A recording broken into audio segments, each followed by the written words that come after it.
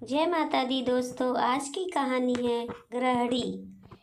मेरी आज सुबह कुछ जल्दी 5 बजे ही नींद उड़ गई थी, परंतु अलसाया हुआ बिस्तर में दोनों बच्चों के पास लेटा हुआ था। रसोई से बर्तनों के खड़खड़ की मंद आवाज़ आ रही थी। वैसे तो अक्सर मैं 6 बजे ही उठता हूँ। तब तक पत्नी जी रसोई का झाड़ू निकालकर चाय बना चुकी होती हैं। आज कुछ जल्दी नींद उड़ने पर भी उन्हें उठा हुआ पाया तो समझ आया कि उनका दिन सुबह 4:30 से ही शुरू हो जाता है, जिसके बाद वो सुबह 8 बजे तक झाड़ू पोछा, चाय, बिस्तर समेटना, बच्चों को तैयार करना, हमारा टिफ़िन और नाश्ता, स्कूल बैग, टेस्ट या एग्ज़ाम हो तो बच्चों को एक बार पुनः तैयारी करवाना, आदि आदि सारे काम जो हमें प्रतिदिन सही समय पर पूर्ण हुए मिलते हैं, परंतु जिनके लिए हम कभी धन्यवाद देना तो दूर, महसूस करना भी ज़रूरी नहीं समझते। आज बिस्तर पर लेटे हुए पता नहीं क्यों पत्नी जी के प्रति प्यार और सम्मान का भाव उमड़ रहा था। कल ही तो मैंने उसे बिना किसी कारण के सुबह सुबह झिड़क दिया था, जिसमें उनकी कोई गलती भी नहीं थी। फिर भी वो बिना किसी प्रतिकार के अपने कामों में व्यस्त थी। बच्चों की चिल्लाहट और मेरी झुंझुनाहट के मध्य उसकी भीनी भीनी मुस्कुराहट हर समस्या का समाधान होती हैं।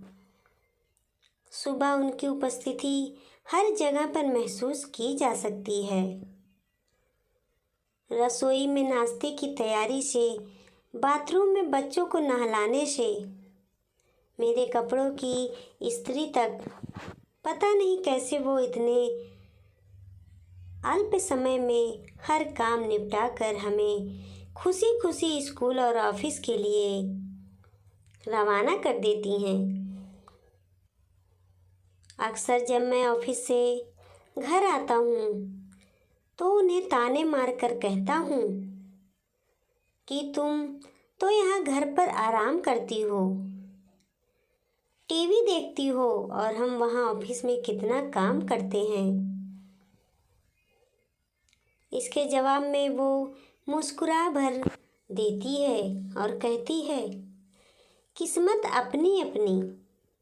और हम स्वयं को बेचारा महसूस कर बिस्तर पर टीवी चलाकर एक के बाद एक फरमान सुनाते रहते हैं। पानी पिला दो, चाय बना दो, वगैरह वगैरह। जैसे सीमा पर गोली खाकर घायल अवस्था में गहन चिकित्सा कक्ष में निढाल बेसुध अवस्था में हो, और वो हमारी नर्स, जिसका कर्तव्य अविलंब संघर्ष और हमारी आज्ञा पालन और एकमात्र धर्म हमारी सेवा हो। रात्रि 10 बजे तक भी उनके पास काम खत्म होते नहीं, और फिर हम अक्सर झुंझलाकर बोल ही देते हैं, क्या यार, तुम भी इन छोटे छोटे कामों में पूरा दिन निकाल देती हो। समझ नहीं आता कितना बेकार मैनेजमेंट है तुम्हारा। आज जब पूरे दिन की इनकी दिनचर्या को बिस्तर पर लेटे लेटे महसूस किया तो समझ आया कि अगर वो 2 दिन तक मायके चली जाए तो घर पर आने का मन नहीं होता। खाना भी कभी खाया तो ठीक, वरना ऐसे ही काम चला देते हैं और फिर फ़ोन पर उन्हें गरियाते हैं कि मायके जाकर बैठ गई हो और घर की कोई चिंता नहीं है। आज जब उनकी महत्वा को महसूस करने का मन हुआ तो सोचा कि उन्हें उनका सम्मान और अधिकार मिलने चाहिए। तभी महिला सशक्तिकरण, स्वयंसेवी संगठनों, आधुनिक विचारों की बात मन में ख्याल आई कि क्यों नहीं उन्हें उनके मेहनताना की मासिक आय की दी जाए। और मन ही मन प्रसन्न होकर हमने उन्हें 10,000 रुपये हाथ में थमा दिए।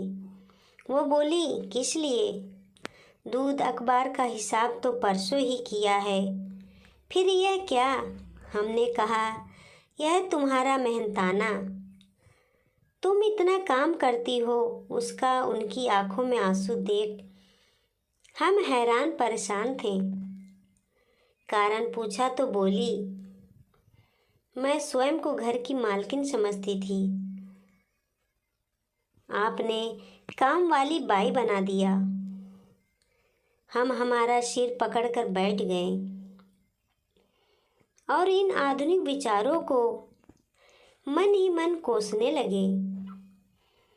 आज समझ आया कि पत्नी जी की सोच इन विचारों को और हमसे कहीं बहुत उच्च स्तर की है। हमने उन्हें आलिंगनबद्ध कर लिया। उन्होंने ताना मारते हुए बोला कि काम वाली बाई से दूर ही रहो, और हम खिलखिलाकर हंस पड़े। वीडियो अच्छी लगी हो तो लाइक सब्सक्राइब जरूर करें, अपने दोस्तों रिश्तेदारों में शेयर करें। देखते रहें सुषमा मोटिवेशनल स्टोरी। कमेंट में बताएं कैसा लगा।